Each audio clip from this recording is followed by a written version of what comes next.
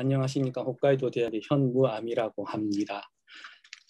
지금 홋카이도 대학에서 한일 관계 그리고 동아시아의 탈식민주의적인 사람의 이동에 대해서 연구를 하고 있습니다.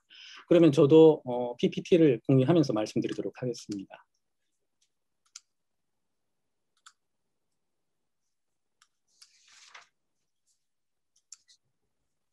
네, 그럼 먼저 오늘 발표의 요지에 대해서 말씀드리도록 하겠습니다. 오늘 발표는 이것은 연구 논문으로 마련했다기보다 문제 제기를 위한 에세이라는 것으로 이해를 해 주셨으면 고맙겠습니다. 오늘 이 발표에서는 기본적으로 발표문의 순서대로 이야기를 할 예정이니 그것을 참고해 주시면 고맙겠습니다. 오늘 이 발표에서는 지금 피해자적 우월의식이라는 그 개념에 대해 가지고 아까 김경묵 선생님 말씀해 주셨지만 아마 이게 확실한 개념으로 정립되어 있는 것도 아니고요. 이걸 설명드리려면은 몇 가지 예를 들면서 설명을 드릴 수밖에 없을 것 같으니까 이따가 몇 가지 예를 들으면서 말씀드리도록 하겠습니다. 기본적으로 한국의 내셔널리즘의 한 측면이라고 이해를 해주시면 좋겠습니다. 네, 그러한 피해자적인 우월의식이 어떻게 시민사회 속에 투영되고 있는지 살펴보면서 1990년대 이후에 일본에서 한국의 제2차 세계대전 전쟁 피해자들이 제기한 전후 보상운동 그리고 역사 문제를 둘러싼 한일 시민사회를 구축해 왔는데 그것이 최근에 한국의 일본의 기업과 그리고 정부에 대한 배상 명령이라는 형태로 약간 흔들리고 있는 것이 아닌가, 한계를 드러낸 것이 아닌가 생각을 하고 있는데 그러한 공조를 재구축할 수 있는 조건에 대해서 살펴보고자 합니다. 그것을 위해서 1970년대부터 이제 80년대까지 주로 한국의 민주화 운동을 일본의 지식인과 시민사회가 지원했었는데 그것을 한일연대라고 당시 이야기가 됐었습니다. 이것은 이미숙 선생님의 전공 분야가 되는데요.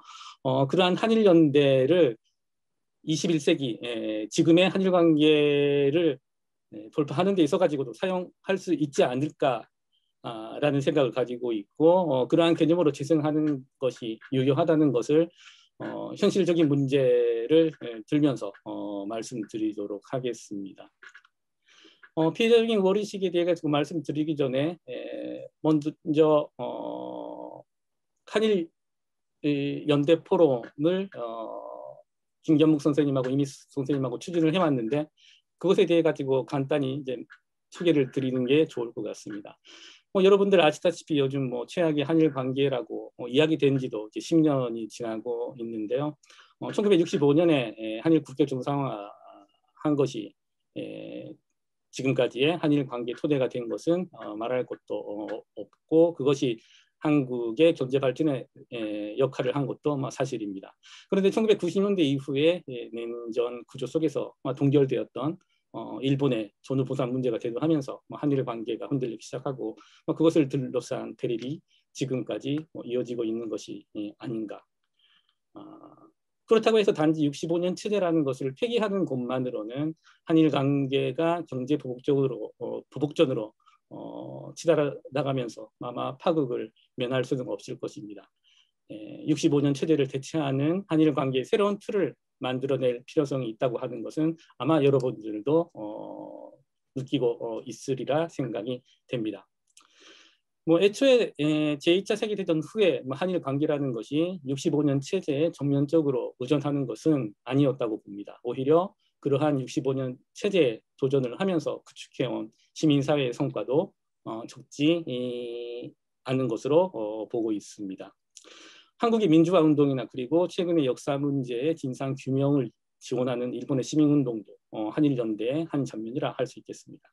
식민지 지배로 인해 발생한 여러 가지 문제에 대한 일본 시민사회의 대응이 상호작용을 통해서 국가 폭력에 대항하는 초국경적인 저항으로 변화할 가능성 있지 않을까 거기에 기대를 가지고 있습니다. 이러한 문제의식을 공유하면서 김경국 선생님하고 이민석 선생님과 함께 한일연대를 갈고 닦으며라는 공동 프로젝트를 진행하는 한편 홋카이도를 중심으로 한일연대 포럼을 조직하면서 매월 강연회를 개최를 하고 있습니다. 그러한 성과로 이것도 한국국제교류재단의 지원을 받았는데요. 최근에 새로운 시대의 한일연대 시민운동이라는 자그마한 책자를 출판하기도 했습니다.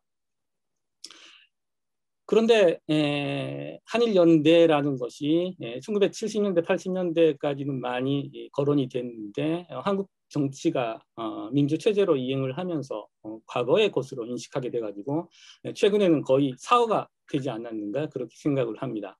하지만 1990년대 이후에 부상한 여러 가지 역사 문제 아니면 신자유주의 확대에 따른 전 지구적인 사회 경제 문제에 대처하기 위해서도 한일 시민사회연대는 과거와 다른 쌍방향 상호작용의 모습으로 지금 더더욱 필요로 하고 있으리라 생각을 합니다. 그리고 전후보상운동에 있어서 한일연대는 시민단체나 법조인들에 의한 전후보상 재판에 대한 관여 그리고 이러한 전후보상 재판을 강제노동 위에서 강제노동의 사실을 발굴을 해야 되니까 그런 조사 연구 면에서 뒷받침하는 그런 진상 규명 활동이 지금까지 활발하게 전개되어 왔고 그것이 있었기에 전후보상 재판이라는 것이 이루어질 수 있었습니다. 그러면 피해자적인 우월의식이라는 것에 대해서 제가 몇 가지 예를 들면서 말씀드려보도록 하겠습니다. 근데 아까 말씀드렸던 그런 일본 시민사회의 전후보상 재판을 위한 그런 지원 활동이나 그런 협력에 대해서 지금까지 정당하게 평가하는 것이 없었던 것이 아닌가 그렇게 생각을 하는데 그 원인 중에 하나가 간략하게 표현하면 식민지 지배를 받은 한국이야말로 일본 제국주의를 추천하는 주체라고 하는 그런 독선적인 의식 저는 그것을 피해자적인 우월의식이라고 생각을 하고 있는데 그것이 있는 것이 아닌가 생각합니다. 이러한 피해자적 우월의식으로 인해 한일연대라는 것도 막혀버리는 상황도 무시할 수가 없습니다. 그것은 한일 간의 역사 문제에 있어서 늘 국가를 짊어지게 되는 상황이 있기 때문일 것입니다. 그 피해자적 우월의식의 하나의 버전으로 원폭 해반론이라는 것을 하나의 예로 들어보고자 합니다.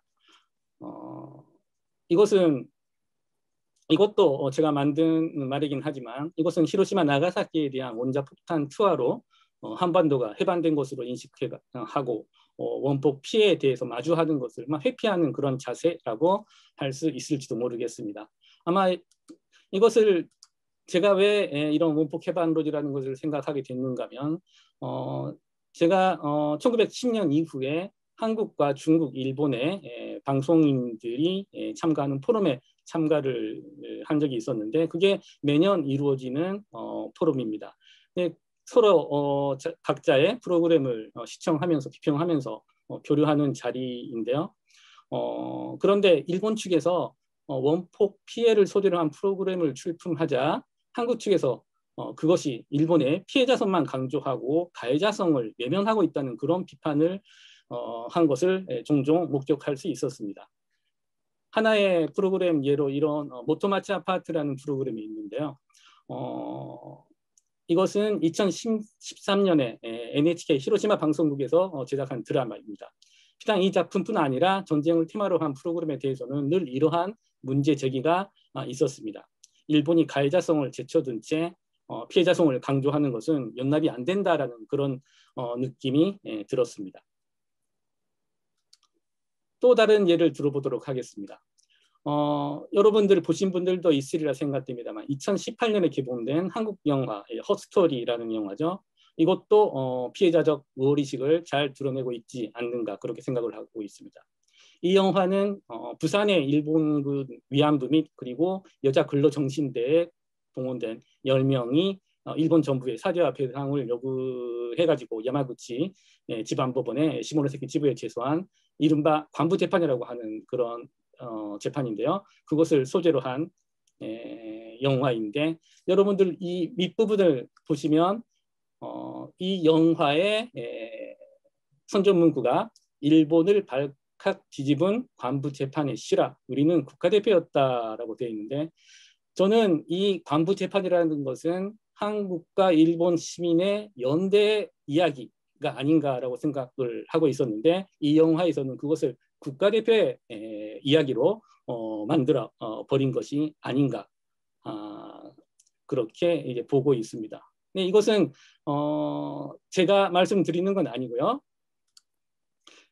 실제로 이 재판에 관여했던 사람들이 문제 제기를 이제 한 것입니다. 예를 들면 이렇게 그 관부 재판을 지원하는 모임이라는 시민단체에서 이 영화에 대해서 이 영화를 보고 경악하고 분노와 슬픔을 금할 수 없었다라고 제작자에게 반성을 요구하는 그런 항의서를 이제 보낸 적이 있었는데요. 근데 이분들이 간부 재판을 이끌어온 하나후사 부부입니다. 자신들의 활동이 무시되고 왜곡되는 것을 두고 볼 수 없다고 해가지고 지난 2월에 관부 재판을 추구하는 것이라는 그런 책을 발간했습니다. 이처럼 이것은 몇 가지 제가 피해자적인 우월의식이라는 것에 대한 몇 가지 예를 든 것이지만 이처럼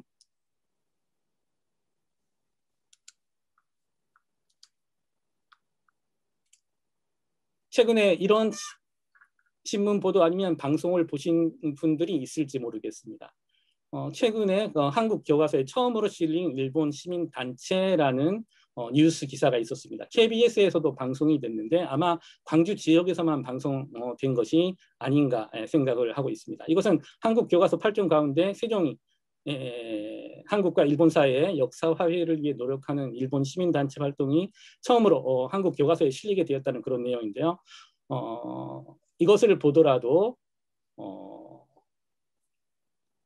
한국에서 전후 보상 재판을 지원을 전개한 일본 시민단체에 대한 평가가 인색하다는 것을 알 수 있지 않을까 생각을 합니다. 일단 간단하게 제가 생각하는 피해자적인 우월의식에 대해 가지고 말씀드렸습니다.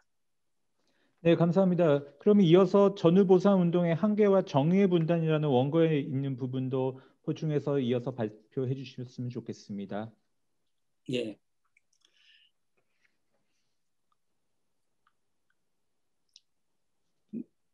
근데 이러한 피해자적인 우월의식이라는 것들이 단지 한국에서 일본 시민단체에 대한 그런 평가가 인색하다는 것만을 말씀드리는 것이 아닙니다. 실제로 이러한 피해자적인 우월의식이 있기 때문에 한일 간의 역사 문제를 해결하는 데 있어 가지고 중요한 문제를 놓치고 있는 것이 아닌가 라고 저는 생각을 하고 있는데 그것에 대해서 말씀드리도록 하겠습니다. 먼저 말씀드려야 될 것은 아까 김경호 선생님이 말씀하신 것처럼 전후보상운동이라는 것이 물론 최근에 일본 정부와 기업에 대해 가지고 기존의 일본의 판례를 따르지 않고 반인도적인 그런 불법 행위를 인정을 한 그런 판결이 있었는데요. 그러한 것이 65년 체제 하에서 이루어진 피해자를 도외시하는 전후 처리, 쇠사슬을 끊어낸 것은 사실입니다. 하지만 결국은 이러한 역사 문제라는 것이 전후 보상 재판에서 추구해왔던 것들이 결국은 일본에서가 아니라 한국의 재판에서 승소를 했다라고 하는 것은 결국은 정의가 온전하게 이루어졌다기보다는 결국은 그게 분단이 되면서 정치적 해결에 의거해야 되는 그런 상황이 놓여있게 된 것은 전후 30년간 이루어진 그런 전후 보상 운동의 그런 한계가 아닌가 그렇게 볼 수 있을 것 같습니다. 이것은 1970년대 이후 최근까지의 전후 보상 운동에 있어서 한국 피해자들에 의해 제기된 문제인데요. 일본에서 여러 가지의 법조인들의 시민운동 분들이 지원을 했던 그 리스트인데 대략 한 56개 정도가 됩니다.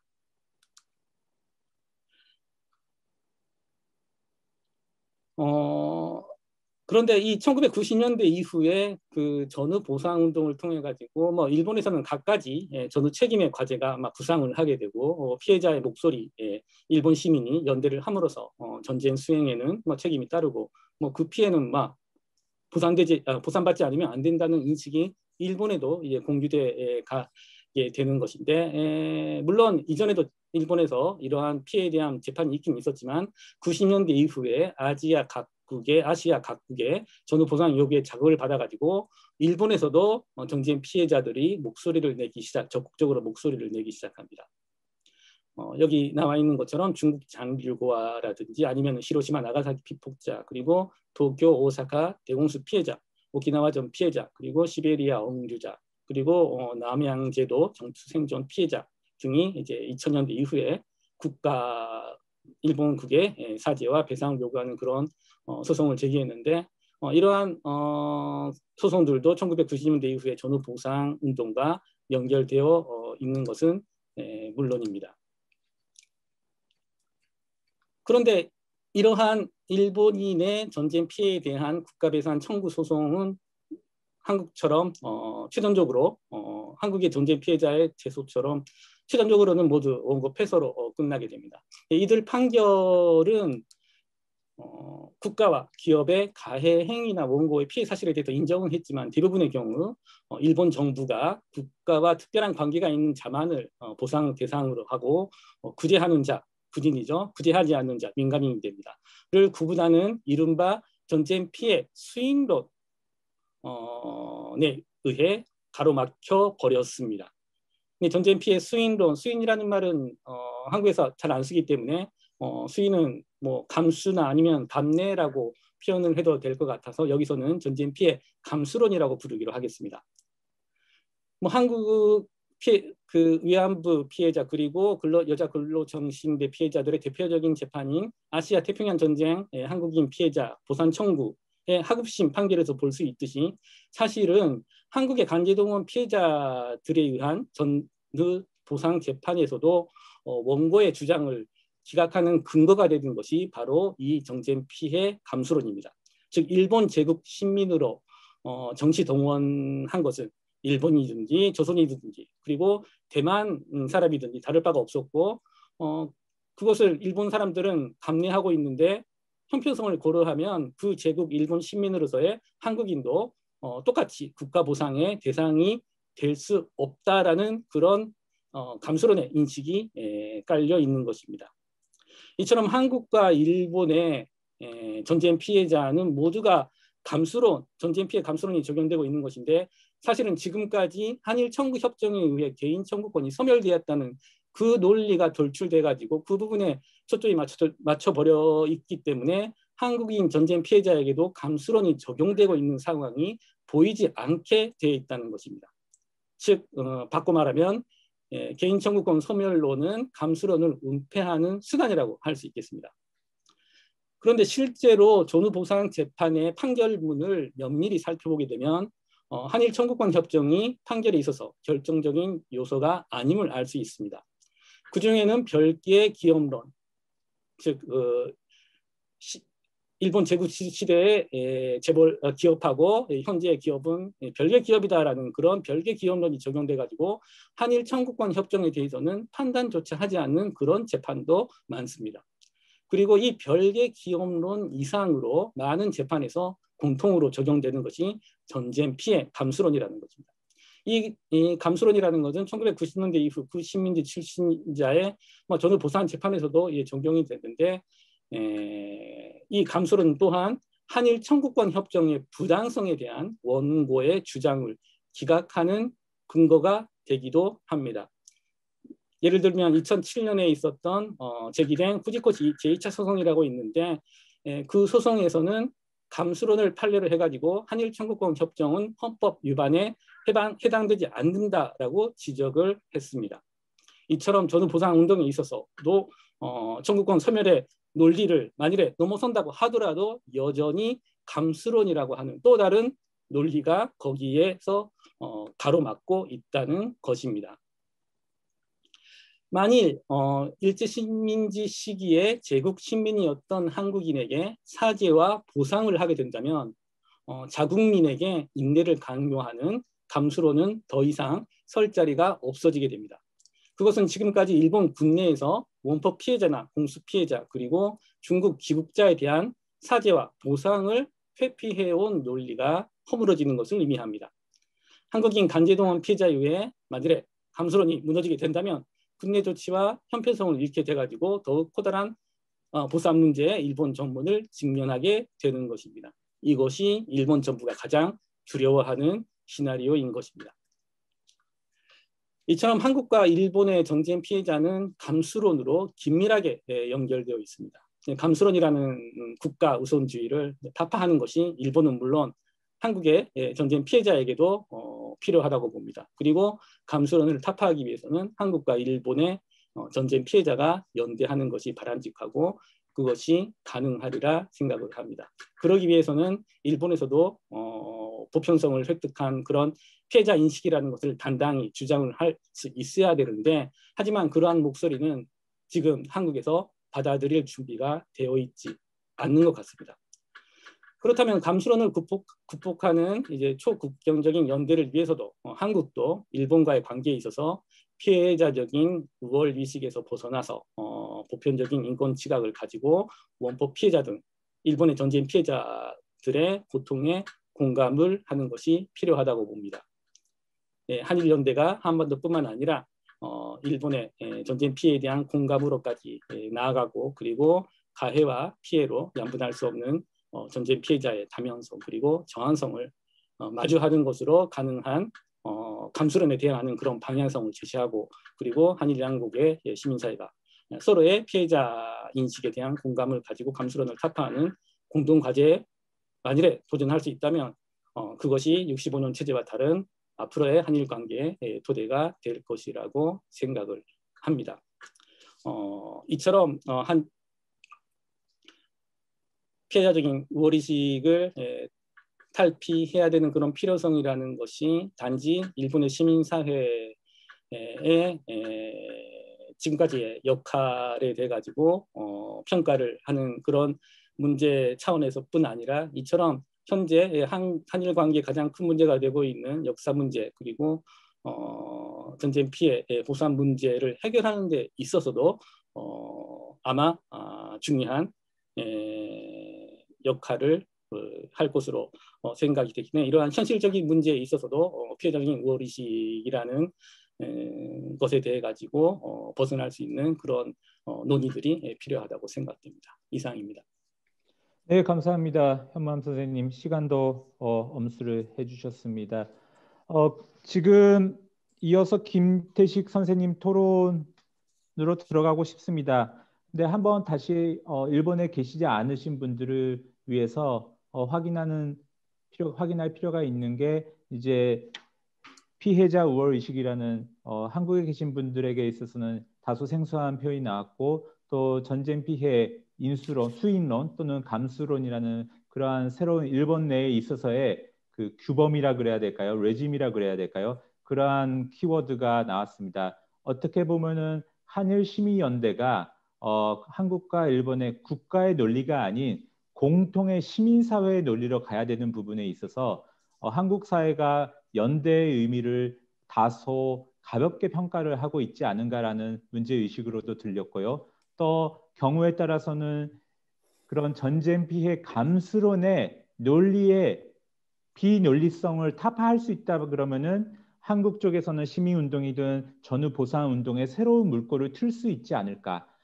아마도 한국과 일본에 있어서의 평화의 개념이라든지 여러 가지 개념이 정의를 더 추구하는 한국 사회와 조화를 더 추구하는 일본 사회의 문화적인 차이가 있을 수도 있겠습니다. 모든 걸 문화론으로 수렴시키고 환원시킬 수는 없겠습니다만 그러한 양국 사회의 차이도 서로 알아가면서 연대 운동이 필요하지 않는가라는 생각도 들면서 김태식 선생님 질문 발제로 들어가겠습니다. 네, 감사합니다. 네, 체코 마사렉대학교 김태식입니다. 반갑습니다. 우선 현망 선생님 발표 감사드리고 무엇보다 이제 전후 부상 문제 어떤 그런 기저에 흐르고 있는 법적 그리고 정치적인 정서적인 흐름들을 자세히 짚어주셔서 개인적으로는 굉장히 많이 공부가 됐고요. 역사를 둘러싼 어떤 갈등의 양상이 지극히 국가라는 단위로 인지가 되면서 그러니까 많은 부조화의 상태에 빠지는 문제들을 어떤 역사적인 법적인 모순을 통해 잘 설명해 주셔가지고 최근 어떤 한일 관계의 난맥상의 어떤 제도적 역사적 맥락을 잘 이해할 수 있게 되었습니다. 따라서 오늘 제 토론에서는 역사 관계, 뭐 갈등 양상 이런 거에 대한 질문보다는 또 오늘 행사 취지에 맞게 한일 시민연대의 광화와 어떤 확산에 대한 질의와 논의를 좀 드리도록 하겠습니다. 제 개인적인 생각으로는 어떤 역사적인 문제뿐만 아니라 한일 관계 그리고 더 넓게는 이제 동북아 관계에서도 이제 종종 볼 수 있듯이 이 시민과 국가가 정교하게 구분되지 않는 경우가 참 흔한 것 같습니다. 특히 동아시아의 그런 굉장히 이 남맥상에서는 또 가깝게는 이제 예를 들어서 이제 후쿠시마 사례에서도 볼 수 있듯이 환경재해의 피해 당사자와 어떤 재해의 책임을 안고 있는 어떤 국가가 정교하게 구분되어 있지 않다 보니까 관련된 이슈를 둘러싸고선 시민사회 연대보다는 국가 간의 갈등이 더 부각되는 그런 현실을 좀 볼 수 있을 것 같고요. 또 이런 걸 고려해 볼 때 지속적이고 활발한 한일 시민연대를 위해서는 시민사회까지 깊숙이 자리 잡고 있는 국가 중심적 사고에 대한 논의가 반드시 병행되어야 한다는 생각이 들었습니다. 저는 이 시민연대에서 이 시민이라는 개념에 이 문제와 해법이 동시에 있지 않나라는 생각이 좀 듭니다. 그러니까 국가 담론이 워낙에 이제 강력한 힘을 발휘하고 있는 공간에서 시민이라는 존재는 손쉽게 국민으로 수렴이 되어 다양한 인지 부조화를 낳는 것 같습니다. 그래서 종종 이제 인격화된 국가로 표현되는 강력한 국가, 거기에 이제 종속되어 있는 국민으로서의 시민이라는 위상은 어떻게 보면은 한국이랑 일본 사회가 공유하고 있는 지점이라는 생각이 들고, 그래서 이 공유된 지점이 시민연대의 어떤 시작점이 될 수 있지 않을까라는 또 새로운 가능성의 지점이라고 생각도 듭니다. 그러니까 현무한 선생님께서 지적해 주신 바와 같이 전쟁 피해 수인론과 같이 이제 강력한 국가 중심적인 개념 그리고 피해국 가해국으로 단순화되는 인격화된 국가에서 배제되는 피해자 개인들의 보편적 인권을 기반으로 한 연대의 필요성은 이 초국가적인 시민사회의 연대가 국가란 국민이라는 연결고리의 밖에 어떤 경계점에서 시작돼야 된다는 점을 잘 보여주는 것 같습니다. 그래서 이는 전쟁 피해를 둘러싼 시민연대뿐만 아니라 현재 이제 국가 담론이 강력한 한국과 일본의 시민사회가 연대할 수 있는 다양한 소재와 방향을 또 제시해 준다는 생각도 듭니다. 그러니까 국가 중심적인 어떤 사고의 대척점으로서 그 국가로부터 배제된 시민들의 연대. 그래서 이제 다양한 연대들이 가능할 거라는 생각이 드는데, 그래서 국가 담론에서 배제된 요소들, 예를 들면 젠더라든가 환경이라든가 이주민이라든가 어떤 평화 공존 등 다양한 소재가 진정한 어떤 초국가적인 시민사회 연대의 어떤 좀 그 소재가 될 수 있을 거라는 생각도 듭니다. 그래서 제가 생각하기에는 오늘 이 자리가 어떤 무슨 정답을 구하는 자리는 아니라고 생각합니다. 따라서 오늘 이제 참여해 주신 모든 분들과 함께 고민하면 좋을 문제들을 좀 제기하고자 하는데, 국가 담론이 강력하고 시민이 국민으로 수렴되는 사회에서 한일 연대 그리고 피해자 연대 그리고 배제된 자들의 연대의 의미가 공론장으로 잘 전달되지 않는 문제를 어떻게 해결할 것인가. 그래서 조금 좀 이론적으로 말씀을 드리자면 담론 지형을 어떻게 바꿀 것인가, 그리고 그 담론을 생산하고 유포하는 정치와 언론에 대한 비판과 새로운 방향성을 어떻게 제시할 것이냐의 문제입니다. 그래서 오늘 이제 현기덕 선생님께서도 아까 뭐 미디어 관련돼서 발표 주셨듯이 미디어를 통한 이제 소통의 양상이 급변하고 있는 상황에서 사회적 정서와 담론 형성의 양상이 지금 상당히 복잡해져 가고 있는 것 같습니다. 그리고 사실 굉장히 비관적이리만큼 이런 변화하는 미디어 환경에서 인격화된 국가 간의 갈등이 좋은 어떤 먹잇감이 되어오고 있다는 생각이 듭니다. 그래서 오늘 세미나의 주제가 한일 관계 개선의 어떤 공공외교적인 가능성에 관한 것이니만큼 피해자 연대를 중심으로 한 한일 시민연대가 공공외교적으로, 즉 다양한 채널로 한국과 일본 사회의 구석구석에 전달될 수 있도록 하는 어떤 방법론적 고민을 지속적으로 만들어 갔으면 하는 바람입니다. 따라서 어떤 이러한 한일시민연대의 과제와 방향성이 현대 시민사회의 변화하는 소통 구조를 어떻게 활용하고 어떻게 대응할 수 있는지에 대한 어떤 의견과 사례가 공유될 수 있는 자리였으면 좋겠고요. 우리가 이제 초국가주의, 뭐 트랜스내셔널리즘 이런 말을 되게 많이 쓰고 저도 사실은 그거를 주로 연구를 하는 연구자인데 사실 이런 초국가주의라는 것의 그 의의는 무엇이냐면은 국경을 관통해서 지역과 지역 그리고 사람과 사람의 맥락이 공동으로 같이 만들어지는 그런 개념에 놓여져 있는 건데 사실 지금 한일 관계에서는 이런 초국가주의적인 맥락은 찾기가 좀 힘든 것 같습니다. 단지 이제 국경만 넘었을 뿐 서로의 국경 너머에서도 강력하고 인격화된 국가만 도드라지게 나타나는 모습에서 사실 한일 시민연대의 그 험난한 현실을 또 보게 되는데요. 앞서 말씀드렸듯이 이런 국가와 국민의 연결고리에서 빠져 있는 사람들, 즉 확장된 시민의 연대는 사실은 그래서 굉장히 급진적인 기획이라고 생각을 합니다. 하지만 이제 우리가 이제 민주주의의 발전 자체가 시민권의 확장이라는 어떤 급진적 기획으로서 그동안 진행되어 왔듯이 한일 시민연대 역시 그 시민의 의미와 존재감을 확장하는 급진적 과정으로 진행되어야 한다는 생각이 더 듭니다. 특히 이렇게 다채널, 다플랫폼 사회에서 급진적 시민연대는 사실은 큰 벽일 수도 있고요. 동시에 또 큰 기회가 될 수도 있을 것 같습니다. 그래서 우리 그 선생님들께서 그동안 한일 시민연대에 관한 연구를 많이 해주셨는데 또 이런 시민연대의 소재와 방향성 그리고 이러한 그 시민연대가 어떤 이러한 현대 기술사회 맥락 속에서 어떻게 방법론적으로 풀어나갈 수 있는지에 대한 또 의견을 좀 나눠주시면 좋을 것 같습니다. 그래서 네, 마지막으로 다시 이제 정리해서 두 가지 이제 포인트를 좀 드릴 텐데 첫 번째로 이제 역사적 피해를 둘러싼 한일 피해자 연대가 그런 국가 담론이 강력한 소통의 환경을 어떻게 극복하고 사회 곳곳에 강력한 공론장을 형성할 수 있을지 그리고 두 번째로는 피해자 연대뿐만 아니라 더 확장된 초국가 어떤 시민 연대를 위해서 연대의 소재와 방법론으로는 어떤 게 있을지 이런 부분에 대해서 헌만 선생님을 비롯해서 참석해 주신 많은 선생님들 참가자분들께서 좀 의견을 나눠주셨으면 감사하겠습니다. 네, 다시 한번 여러 가지 좀 배움과 어떤 생각의 기회를 주셔서 감사드립니다. 감사합니다.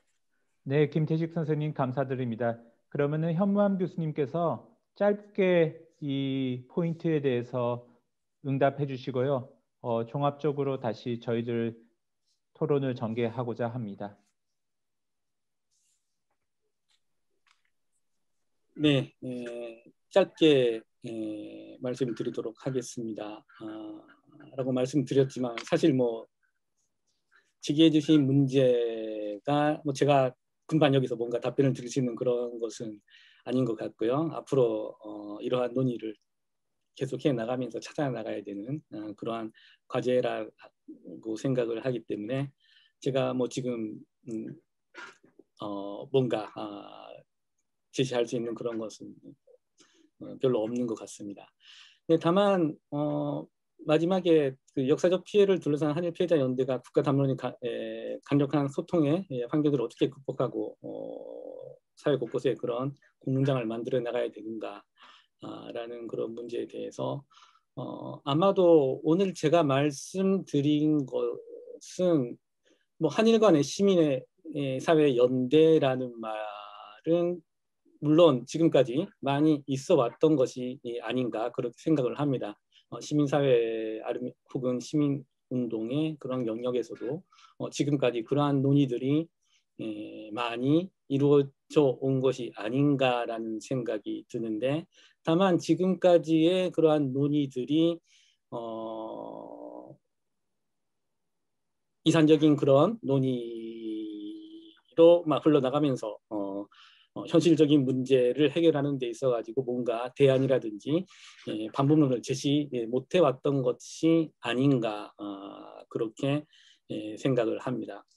근데 오늘 제가 말씀드린 것도 그 범주에서 얼마나 벗어나 있는지 모르겠지만 적어도 한일 간의 가장 큰 쟁점이 되고 있는 전후 보상운동 그리고 위안부 여자근로정신대 징용공 등등의 전쟁 피해자들의 보상 문제에 있어서 적어도 실제로 그러한 문제를 해결해 나가는 데 있어서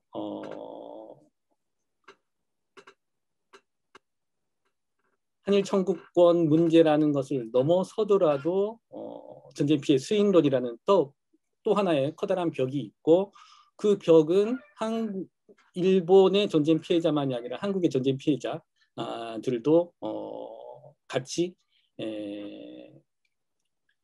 가로막혀 있는 것이기 때문에, 그것을 넘어서기 위해서는 오히려 한국에서 그러한 일본 내에서의 그런 전쟁 피해 보상에 대한 목소리를 지원하는 것이 한국의 전후보상 문제를 해결하는 데 있어서도 가장 약한 고리가 되는 부분이 아닌가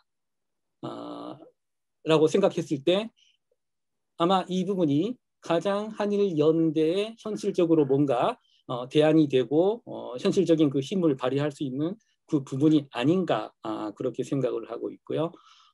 그것을 위해서 피해적인 우월의식이라는 것을 넘어설 필요가 있지 않은가, 그렇게 말씀을 드렸던 것입니다.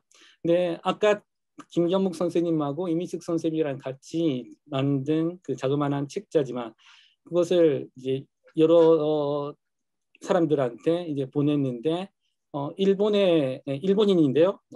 이런 의견을 오늘 보내왔습니다. 이야기하려는 건 잘 알겠지만, 그래도 가장 중요한 것은 일본이 먼저 과거 식민지 시대에 한국에 대해서 어떠한 일을 했는지라는 것을 일본 내에서 확실하게 교육을 시키고 그것을 아는 것이 필요하다. 그게 전제가 되지 않을까, 그렇게 생각한다라는 그런 지적을 해주셨는데, 이제 물론 그것은 맞는 말입니다.